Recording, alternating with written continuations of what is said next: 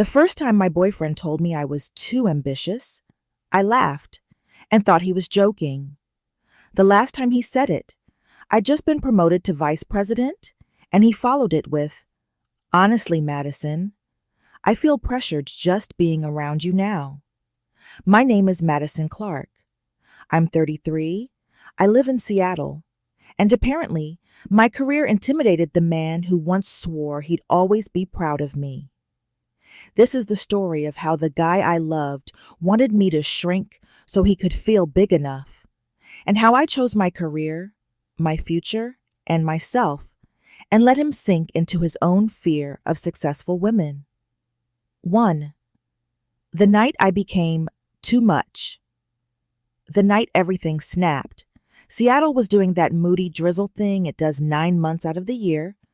I was standing in our tiny kitchen, still in my navy sheath dress from work, barefoot, hair coming out of a low bun, reheating leftover pad thai in the microwave. My phone was face up on the counter, screen lit with an email that had changed my entire life. Subject line, Offer, VP of Product Strategy. The words glowed at me like I'd won the lottery. I'd done it. After 10 years of 60-hour weeks, nonstop flights, and being the reliable one at a mid-sized tech company called North Harbor Systems, I'd just been offered the VP role I'd been fantasizing about since I was a 24-year-old associate, putting together slide decks at 2 a.m. The microwave beeped. I barely heard it. Behind me, Tyler leaned against the opposite counter, arms folded, gray sweatpants, faded UW Huskies t-shirt, jaw clenched. He'd just read the same email. VP, he repeated, like the letters tasted sour. Wow. Wow good or wow bad? I tried to keep my voice light. My heart was still racing with that fizzy, unreal joy. He shrugged. It's a lot. A lot. Awesome. I nudged. Ty, this is huge. This is everything I've worked for. It's more money, more responsibility. They're finally giving me a seat at the table. Exactly. He cut in. More money, more responsibility, more hours, more of you on your laptop while I eat dinner alone. The pad thai smell suddenly made me nauseous. I blinked at him. You're mad I got promoted? I didn't say I'm mad, he said, staring at the floor. I don't know, Mads. I feel pressured. It's like you're on this rocket ship and I'm still on the ground. Pressured to do what? I asked. Grow? Level up? I've always encouraged you. He laughed softly, but there was no humor in it. You've always made me feel like I'm behind. That's when he said it again. The words I'd brushed off before. You're just too ambitious, Madison. It's a lot to be with. The microwave beeped again. Neither of us moved. Somewhere in my chest, something small and tired sat up and said, We're not doing this again. 2. How we got here. To understand why that sentence broke something in me, you have to understand who I was before Tyler and how hard I climbed. I grew up in Ohio, in a town where the biggest dream most people had was getting a decent job at the distribution center and a house with a yard. My mom was a nurse, my dad did maintenance at the high school, and our idea of a big night out was Olive Garden with a coupon. I was the weird kid who checked out books about women CEOs and circled internships in magazines. I watched TED Talks while my friends drank cheap vodka in someone's basement. College was my golden ticket. I got into Ohio State on a partial scholarship, majored in business, and got obsessed with tech. My junior year, I landed an internship in Seattle and stood in front of the Amazon spheres with tears in my eyes, thinking, this is where I'm supposed to be. Fast forward a decade. I'd moved to Seattle permanently, clawed my way up from junior analyst to senior director of product strategy at North Harbor Systems. I'd spent years sitting in conference rooms with mostly men named Chris and Alex, explaining why our product roadmap needed to consider actual users and not just investors. I was always the first one in, last one out, the one who edited everyone else's slides before the board presentation.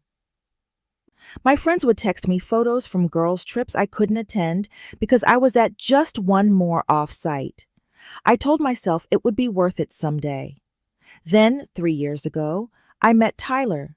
We met the way millennial couples do, on Hinge. His profile said he loved live music, hiking, and women who know what they want. On our first date at a craft cocktail bar in Capitol Hill, he asked, "So what do you do?" And I gave my usual polished answer. I lead product strategy for a mid-sized tech company. We build workflow tools for logistics teams. His eyes lit up. Damn, that's hot. I laughed, a little embarrassed. Spreadsheets and roadmaps are hot? No, he said, leaning in. You're hot, and you clearly care about what you do. That's attractive as hell. Back then, I believed him. He worked as an account manager for a regional marketing firm, made okay money, liked his co-workers, enjoyed time off. He talked about maybe starting his own consulting gig someday. We went to shows at the Crocodile, got drunk on Fremont Brewing IPAs, binge-watched Succession, and made fun of Kendall Roy. On Sundays, we'd wander Pike Place Market, splitting a cinnamon roll and arguing over which flowers to take home. He told me all the time, "I love how driven you are, Mads. You're going places." I thought I'd finally found a man who wasn't threatened by that. The signs were small at first, easy to ignore. The way he'd sigh when I opened my laptop after dinner. The jokes about how my company was my real boyfriend. The way he'd go quiet when I told him about a big win at work. Then talk about his coworker's promotion and how some people always get luck handed to them. Looking back, the red flags were there. I just kept running them through the wash until they turned pink. 3. Death by 1,000 comments. The first time he actually said the words, "too ambitious," it was almost a throwaway. We were at brunch with some of his friends at a place in Ballard that does those ridiculous $17 avocado toasts and bottomless mimosas. Someone asked me about work, and I mentioned I just finished a huge pitch for a new product line and that the VP of product had pulled me aside afterward and said, "You should be thinking about what your next step is here." Next step? Like what? His friend Brianna asked, twirling her straw. I shrugged, feeling my cheeks warm. I don't know. Director level, maybe VP someday. It's on the horizon. Of course it is, Tyler joked, bumping my shoulder. Mads doesn't have a pause button.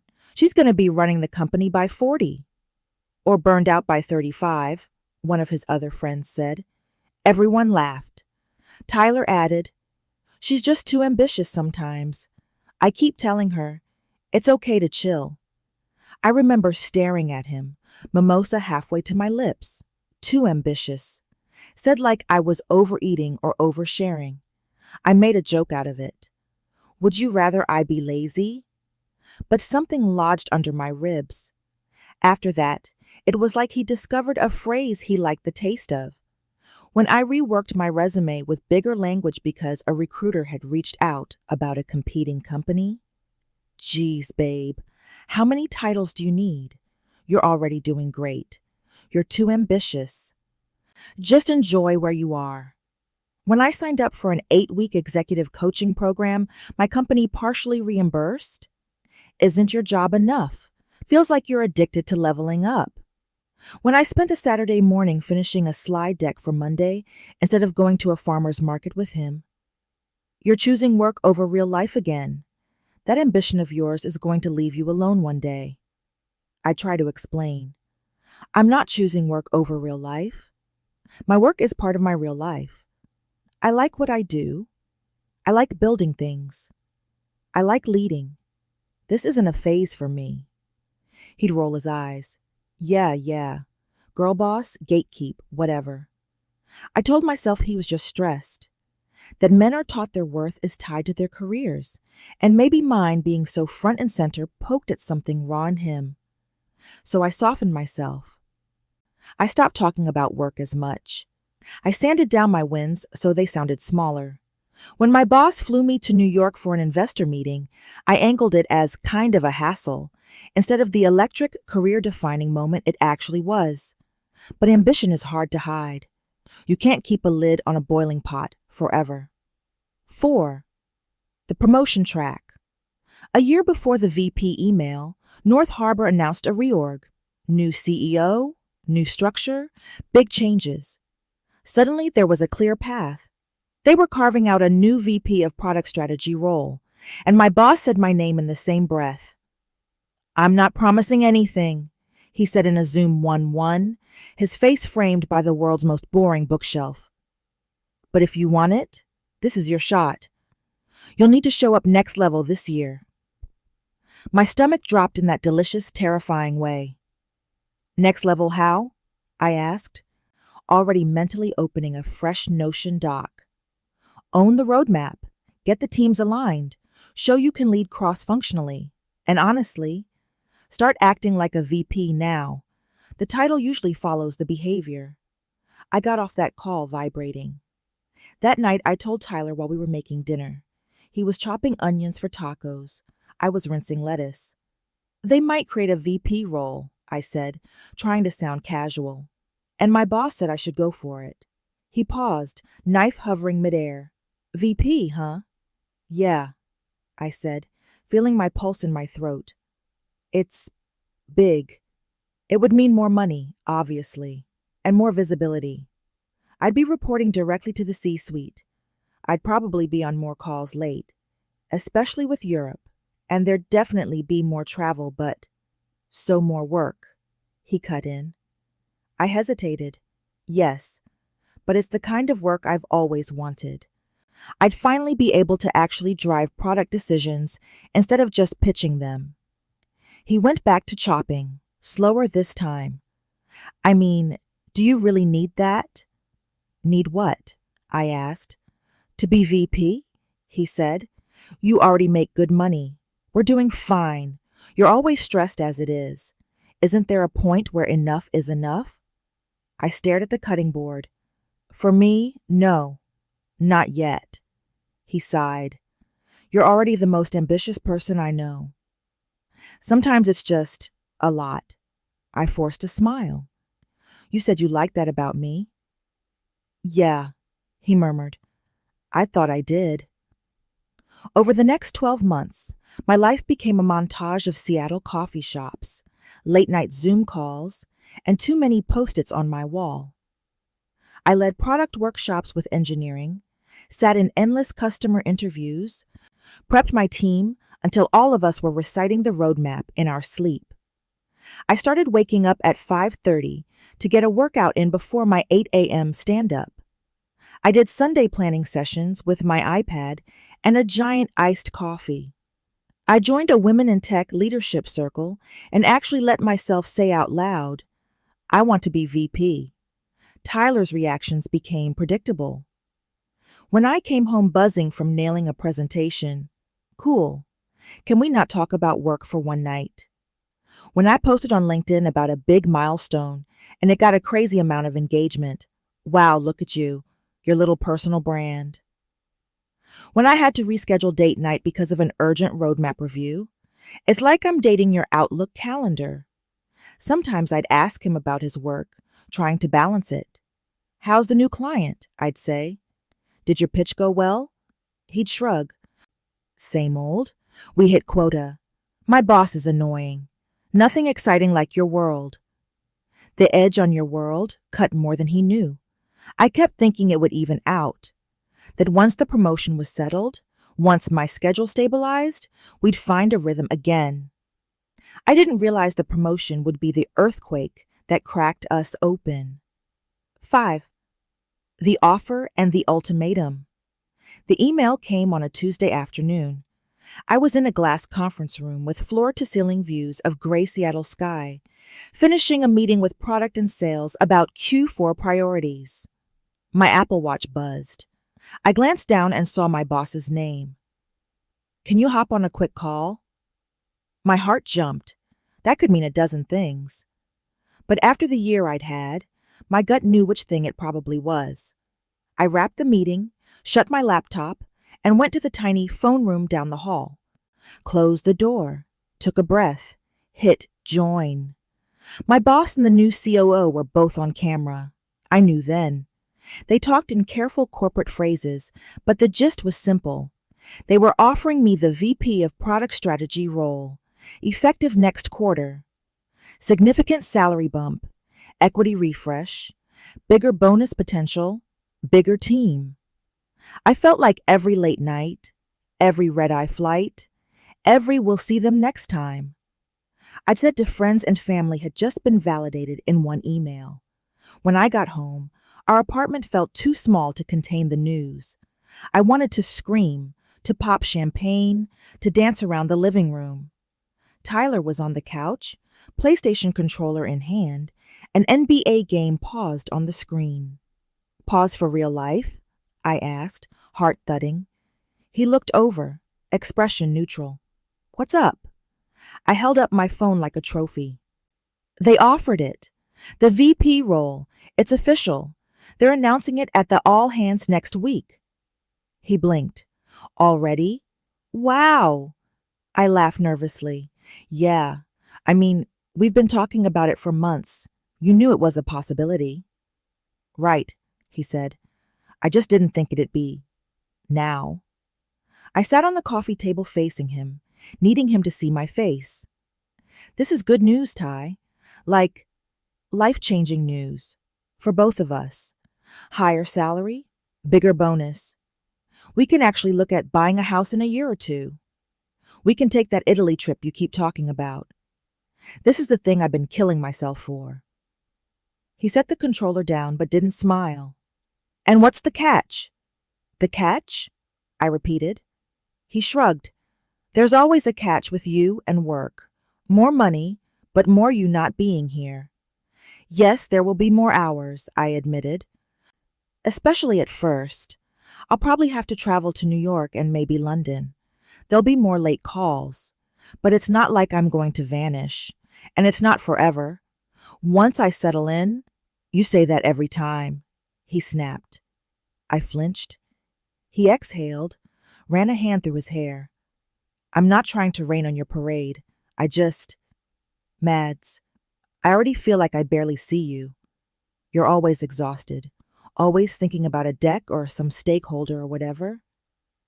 Now you're going to be VP, reporting to the C-suite. That's a whole new level. That's the point, I said slowly. That's what I've been working toward. He looked at me like I was missing something obvious. Do you ever think about us in this equation? Yes, I said, too quickly. Of course I do. That's why I kept you in the loop. That's why I asked what you thought. You didn't ask, he countered. You told me. Hey, I might be VP. Hey, they're considering me. It's all just been you, going up, and me, standing here watching. That's not fair, I said. I've supported you every step. When you wanted to switch accounts, when you talked about freelancing, when you wanted to quit and travel for a month. I've never once asked you to be smaller. Because I'm already small to you, he said quietly. Silence settled like dust. What does that mean? I whispered. He swallowed. It means you're the star, Mads. You walk into a room and you've got your blazer and your title and your leadership voice. You talk about my team and my roadmap, and people listen. And I manage some accounts at a mid-level firm. I make enough, but not like you. My job isn't changing the world. You work with clients who depend on you, I said. You build campaigns. You're good at what you do. He shook his head. You don't get it. When people ask what you do, their eyes light up. They're impressed. When they ask what I do, it's like, cool marketing. I watch how my friends look at you, how my parents talk about you. It's like I'm dating a celebrity and I'm the guy carrying her bags. I stared at him, stunned. So your solution is what? I turn down the VP role? Stay small so you can feel big? He hesitated just a fraction. It was enough. I'm saying, I don't know if I can handle being with someone who's so much more successful than me, he said, voice low. It makes me feel like crap. Like I'm not enough. Like I'm failing as a man. There it was. The quiet part, said out loud. I sat back, the edges of the coffee table digging into my thighs. You told me you loved how driven I was. I did, he said. When we met, you were a director, hustling, dreaming. It was hot. You were chasing something, but now you're getting everything. And I'm still here. I can help you, I said. You've talked about freelancing, about starting your own agency. We can build a plan. I don't want you to be my coach, he snapped. I want to feel like an equal, not a project. I went quiet. He took a breath.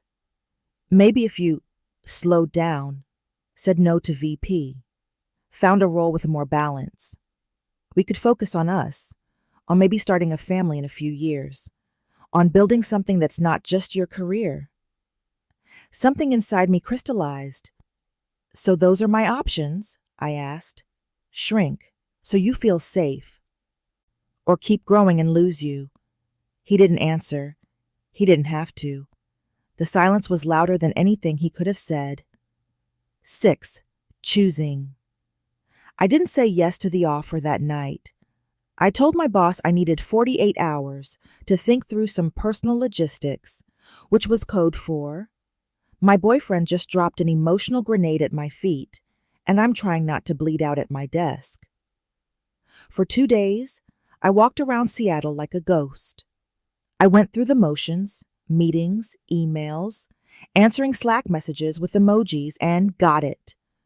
While my brain replayed that living room conversation on a loop. A man who loves you will be proud of you, my therapist had said once. Not threatened by your success. Back then, it felt theoretical. Now it felt like a verdict. Wednesday night, I sat on our couch with my laptop open, the cursor blinking in the reply window to my boss's email. Tyler was in the bedroom, scrolling TikTok. Some influencer's audio about soft life floated down the hall. I stared at the screen and imagined 2 versions of my life. Version 1, I write back and say, thank you so much, but after careful thought, I need to prioritize balance right now. I'm happy to stay at my current level. I stay where I am. I stop raising my hand. I stop volunteering for big projects. I learn to be satisfied, or at least pretend. Tyler relaxes. Maybe we get a dog. Maybe in a year or 2, he proposes. We have a wedding at some rustic Washington venue with string lights. I post our engagement photos between modest posts about small wins at work. I'm less tired, maybe. Less fulfilled, definitely.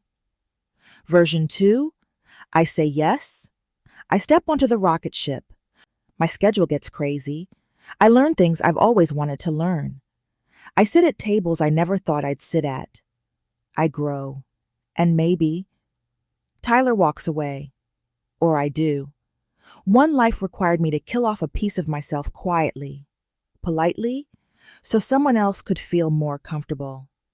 The other life risked loneliness, judgment, and starting over, but let me live fully. I thought about my 16-year-old self sitting in the public library in Ohio, reading about women executives and underlining every quote that made my chest ache. I thought about my mom, exhausted in her scrubs, telling me, don't build your life around anyone else's comfort, baby. They'll move the goalposts on you every time. I thought about sitting in that VP chair at the head of a conference table, making calls, setting the direction, being the woman younger me needed to see. I started typing. Hi, Mark. Thank you so much for the offer and the confidence. I've thought it through, and I'm honored to accept the VP of Product Strategy role. I'm ready to step up. I hit send before I could overthink. The room felt very, very quiet. A weight lifted off my chest and landed somewhere else, deep in my stomach, where the knowledge lived. This decision will cost you something. Tyler emerged from the bedroom a few minutes later, holding his phone. Hey, my mom wants to plan a visit. He started, then stopped when he saw my face. What? I closed the laptop gently. I accepted the VP offer. His jaw worked. Of course you did. I stood up. I need you to hear me clearly, Ty. I love you, but I will not make myself smaller for you. I will not turn down the biggest opportunity of my career because you feel insecure about your LinkedIn headline. That's not fair, he said, voice rising. You're twisting this into some feminist TED talk. I'm telling you how I feel. I feel like I'm drowning in your shadow. That's not my job to fix, I said. My voice was shaking, but the words were steady. Your self-worth is not my responsibility. I can support you, encourage you, root for you, but I will not dim myself so you can feel like a man. He stared at me, hurt and angry, and a little boy lost all at once. So that's it? You picked the job over us. I swallowed. I pick me. If you can't stand next to me while I step into what I've worked for, then, yeah, I guess I am choosing my career over staying small enough to keep you comfortable. He laughed bitterly. Wow, so cold. It's not cold, I said softly. It's clarity. We didn't scream. There were no thrown plates, no neighbors knocking, just two people standing in a living room full of IKEA furniture and unspoken resentments, realizing they were no longer on the same path. Maybe we just need a break, he said eventually. Maybe once things settle down at work, we can...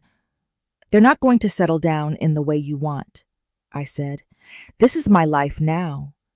This is the level I'm going to be playing at. And if I'm honest, I plan to keep going.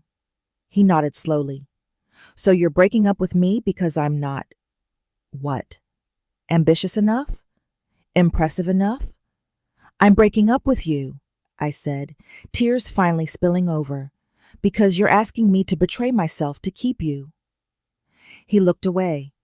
I slept in the second bedroom that night, on a lumpy pull-out couch we'd bought off Facebook Marketplace. In the morning, I packed a suitcase with enough clothes for a week, grabbed my laptop bag, and called an Uber to a friend's place.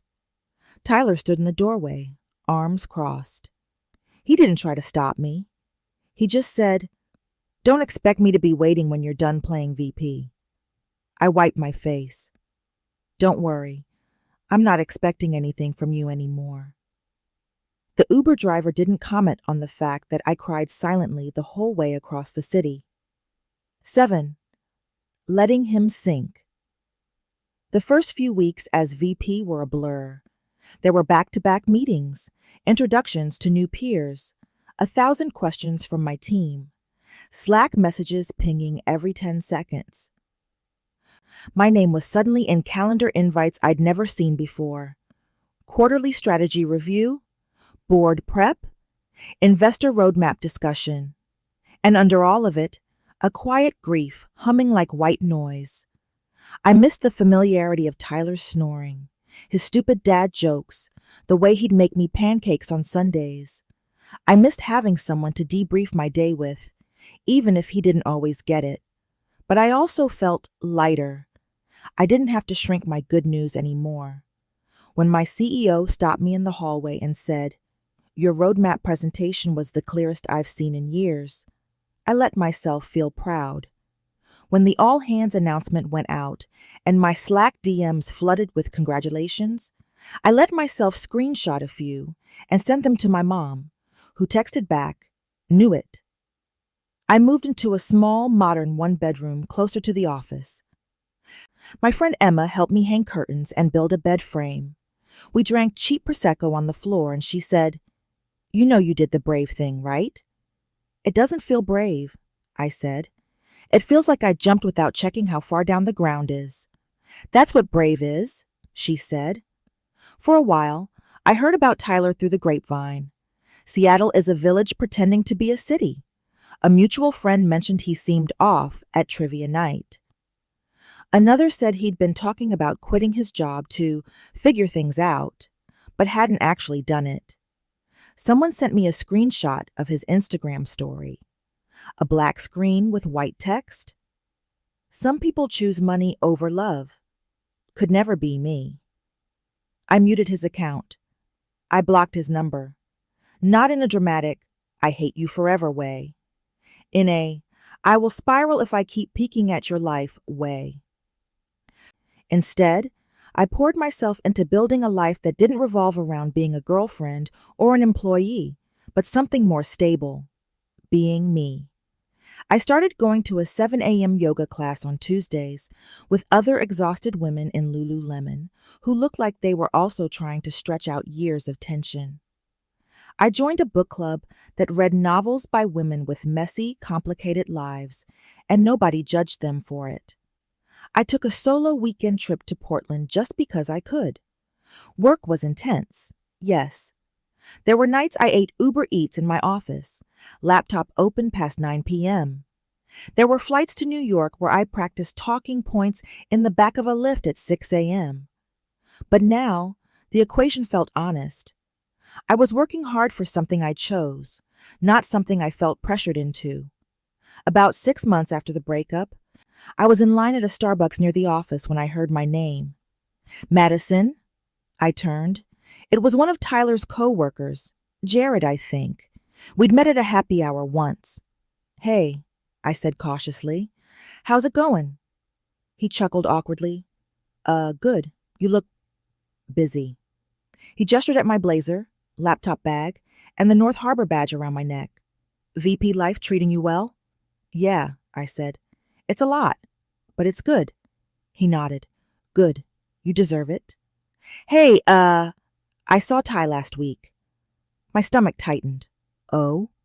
He quit," Jared said. "No real plan. Said he was going to start some big marketing agency, but then he just didn't. Last I heard, he's doing DoorDash and bartending at night while he figures things out." I swallowed. "I hope he figures out whatever he needs to." Jared hesitated. "He's been kind of bitter, to be honest. Keeps saying you chose capitalism over love and that you left him in the dust." I smiled, small and polite. He's entitled to his story. Jared studied me for a second. For what it's worth, the way he talks about it, it sounds like he wanted you to dim your light. And you didn't. That's kind of badass. I laughed, surprised by the warmth in my chest. "Thanks." As I walked back to the office with my iced coffee, I thought about how different our choices had been. Tyler had the same options I did when my career took off.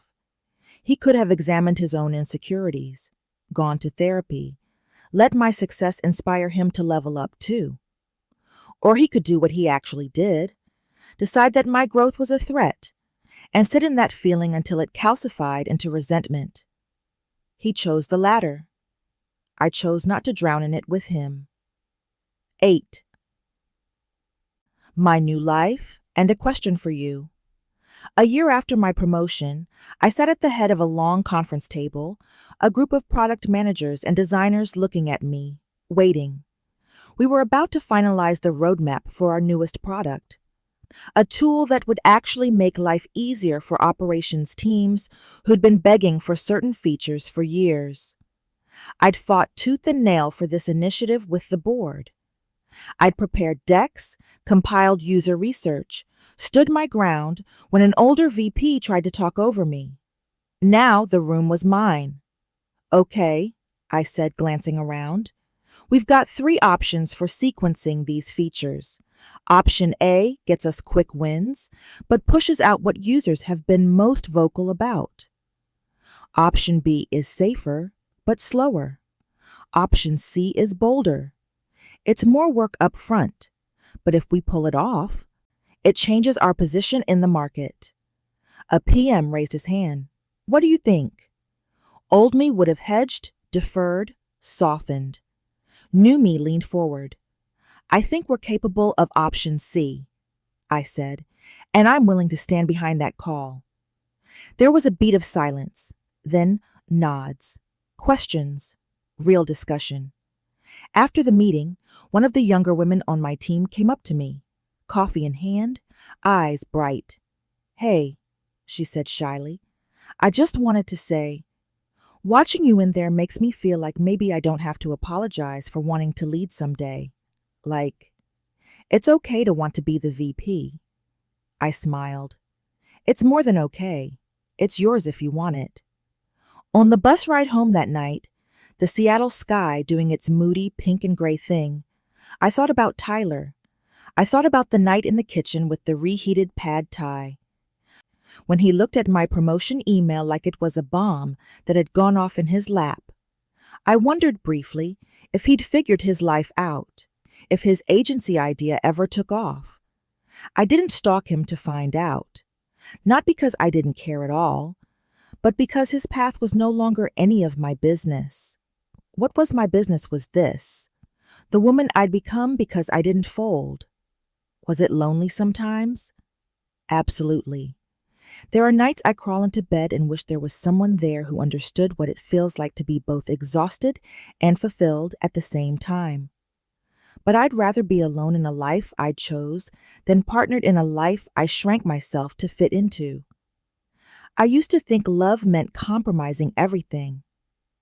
Now I think real love, romantic or otherwise, is the space where both people can expand, where your partner sees you rise and says, how can I meet you there? Instead of come back down so I feel tall again. So that's my story. I was told I was too ambitious by a man who claimed to love me, until it threatened his sense of himself. I became a VP anyway. I chose my career, my future, and my own self-respect. And I let him sink into his own fear of successful women without trying to drag him out. Because here's the thing. If someone feels pressured just by standing next to your growth, that pressure isn't yours to carry. It's theirs to work through, or not. So now I want to ask you, especially if you're a woman who's ever been called too much, too driven, or too ambitious. If the person you love asked you to shrink your dreams so they could feel safe, would you make yourself small for them? Or would you, like I finally did, let them stay uncomfortable and keep climbing?